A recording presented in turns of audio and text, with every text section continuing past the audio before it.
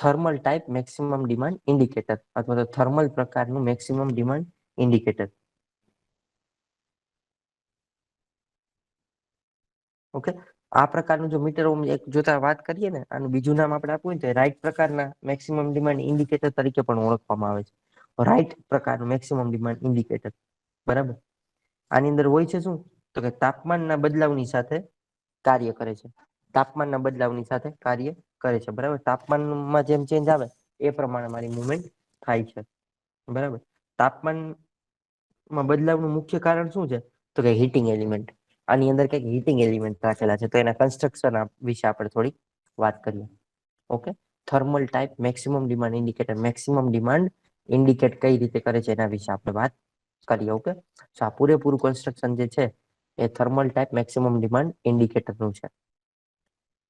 એની અંદર જોવા જઈએ તો શું છે, તો કે ગ્લાસ છે, અને ગ્લાસમાંથી બનેલી એક યુ ટ્યુબ છે, બરાબર.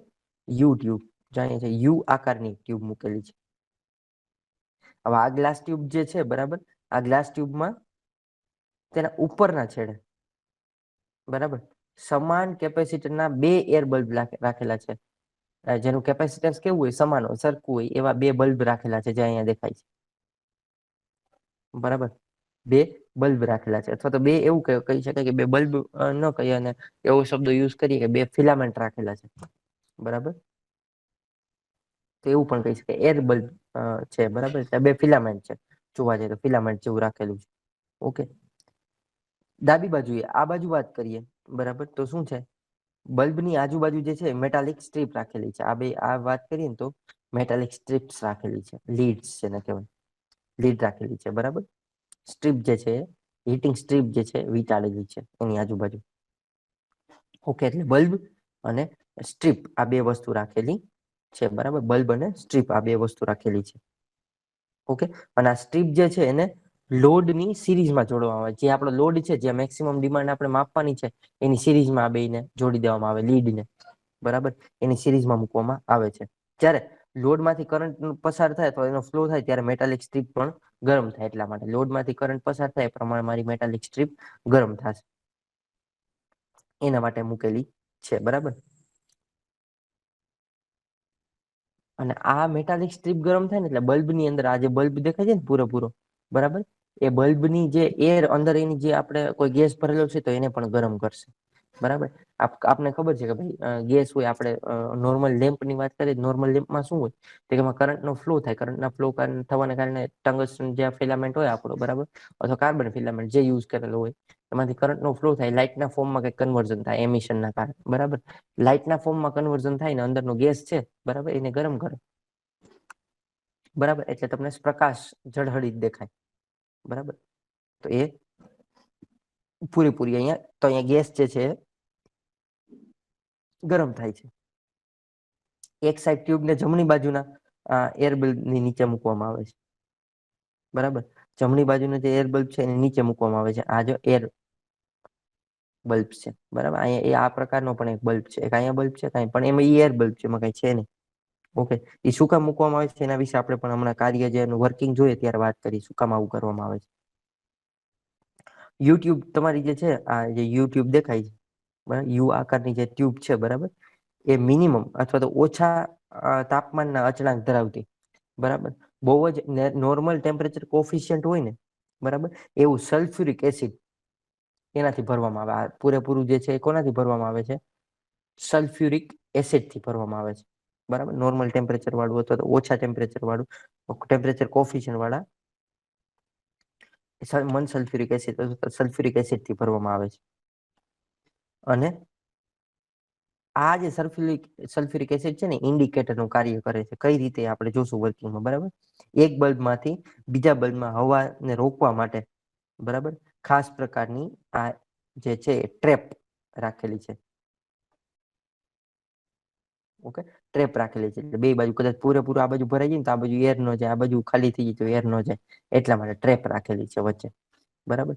એક પ્રકારનું રોકાણ રાખેલું છે. એના સિવાય જો વાત કરવામાં આવે તો શું છે, આ અને આ જો અહીંયા આ ટ્રેપ તો છે જ અહીંયા, બરાબર. બીજું આ કન્સ્ટ્રક્ટિંગ કરી નાનું કરી દીધું,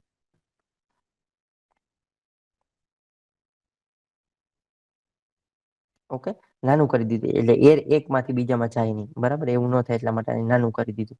અને ડિમાન્ડ બતાવે એટલા માટે એના સિવાય એક સ્કેલ રાખેલું છે, બરાબર, ઇન્ડેક્સ ટ્યુબ, બરાબર, વચ્ચે જે રાખેલી છે એરમાં વધારો ઘટાડો થાય એના માટે, બરાબર. અને બીજું શું રાખેલું છે?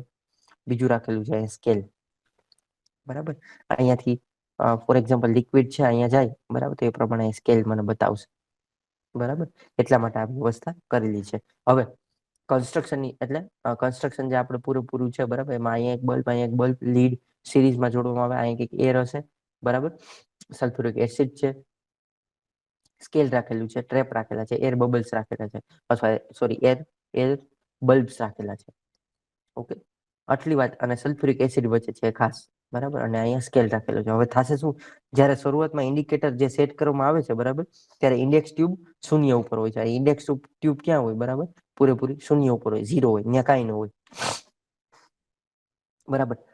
જમણી બાજુ એટલે કે આ બાજુ, બરાબર, શું હોય છે? ટ્યુબનું લેવલ કેવું હોય? તો કે ઇન્ડિકેટરનું જે આપણી પાસે જે દ્રાવણ છે, બરાબર, અથવા તો આપણી પાસે જે સલ્ફ્યુરિક એસિડ છે, બરાબર, એ ઇન્ડિકેટિંગ આપણી પાસે ધરાવે છે, બરાબર, એનું ઇન્ડિકેશન કંઈક છે. એ બંને ઇન્ડિકેશન કેવા હશે? સરખા હશે. અત્યારે આ કન્ડિશનમાં સરખા હશે, બરાબર. જ્યારે હીટરમાંથી કરંટ પસાર થાય છે, બરાબર, કોઈ પણ કારણોસર અહીંયાથી ભાઈ આપણે જોડેલું છે, કનેક્ટ કરેલું છે, તો હીટ તો પ્રોડ્યુસ થવાની જ છે. હીટ પ્રોડ્યુસ થશે, હીટ પ્રોડ્યુસ થશે ત્યારે શું થશે? તો કે હીટ પ્રોડ્યુસ થવાને કારણે ગરમ થશે, બરાબર. બલ્બની હવા શું થશે? તો કે એ ફેલાશે. બલ્બની હવા ફેલાશે તો કે એના કારણે શું થશે? જમણી બાજુ શું થશે? લીમમાંથી પ્રવાહી ઇન્ડેક્સ ટ્યુબમાં દાખલ થશે. હવે શું થશે? તો કાંઈ લીડ આપ્યું એટલે આ ગરમ થયું. ગરમ થવાને કારણે એર માં કઈ એક્સપાન્ડ થયું એટલે આ જે એસિડ છે ક્યાં આવશે? મૂવ થઈને આ બાજુ જવાનું ટ્રાય કરશે ને. આ બાજુ જવાનું ટ્રાય કરશે તો ઇન્ડેક્સ ટ્યુબમાં જશે. ઇન્ડેક્સ ટ્યુબમાં જશે તો આપણે ખબર પડશે કે લિક્વિડ કંઈક ભાઈ આવ્યું છે, ભરાણું છે. લિક્વિડ જેટલું આવે એ પ્રમાણે મારી મેક્સિમમ ડિમાન્ડ થાય. જેમ હીટિંગ એલિમેન્ટમાંથી કરંટ પસાર થવાની ક્ષમતા વધારે, બરાબર, એ પ્રમાણે જે લિક્વિડ છે એ પણ વધારામાંથી ફ્લો થાય. જેમ અહીંયા પ્રેશર વધશે એ પ્રમાણે અહીંયા લિક્વિડ. હવે એકવાર પ્રેશર જનરેટ થઈ ગયું ને લિક્વિડ અહીં નીચે ઉતરી ગયું, બરાબર, પછી એવું તો નહીં થાય વારે વારે થશે. તો કે જૂની ડિમાન્ડ કરતા કરંટમાં ઓછો ફ્લો થવાને કારણે, બરાબર, અથવા તો કરંટનો ફ્લો એકવાર થઈ ગયો, બરાબર, અહીંયા ફોર એક્ઝામ્પલ 5 એમ્પિયરનો કરંટનો ફ્લો થયો ને એના કારણે ફોર્સ પ્રોડ્યુસ થયો ને ઇન્ડેક્સ ટ્યુબમાં મારું લિક્વિડ ગયું. તો હવે બીજી વાર શું થશે? તો કે 5 એમ્પિયરથી જ્યારે વધારે કરંટ ફ્લો થશે, ફોર એક્ઝામ્પલ, બરાબર, હીટિંગ પ્રોડ્યુસ થશે, તો જ અહીંયાથી લિક્વિડ પાછું અંદર જશે, બાકી અંદર જશે નહીં. એટલે એક જ વાર મેક્સિમમ જેટલું આઉટપુટ મને મળ્યું હોય એ આઉટપુટ જ મારું અહીંયાથી મળે.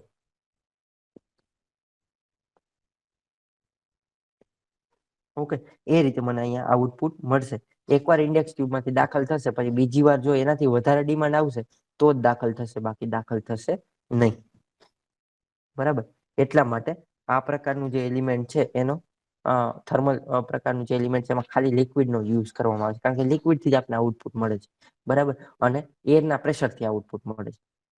ઓકે, તો આ પૂરેપૂરું હતું એ આપણું thermal type maximum demand indicator હતું. અહીંયા યાદ રાખવા જેવી વસ્તુ એક એ છે કે આ પ્રકારના જે ઇન્ડિકેટર છે મોમેન્ટરી હેવી કરંટને રેકોર્ડ કરતા નથી. મોમેન્ટરી જે હેવી કરંટ આવે છે એને રેકોર્ડ કરતા નથી, અને વાર લાગે છે થોડી, કારણ કે હીટિંગના સિદ્ધાંત પ્રમાણે જે વર્કિંગ કરે, બરાબર, એમાં થોડોક ટાઈમ લાગે હીટ પ્રોડ્યુસ થવા. એટલે મોમેન્ટરી કદાચ ફ્રેક્શન ઓફ સેકન્ડ માટે કરંટમાં વધારો થયો હોય ને તો એને મેઝર કરી શકતા નથી. એની એક લિમિટેશન કહી શકાય. પણ જો મેક્સિમમ ડિમાન્ડ થોડીક વધારે હોય ને સારી એવી હોય વ્યવસ્થિત, બરાબર, અને કન્ટિન્યુઅસ હોય તો 100% ચોક્કસ મેજર કરે છે. ઓકે, સો આ હતું thermal type maximum demand indicator.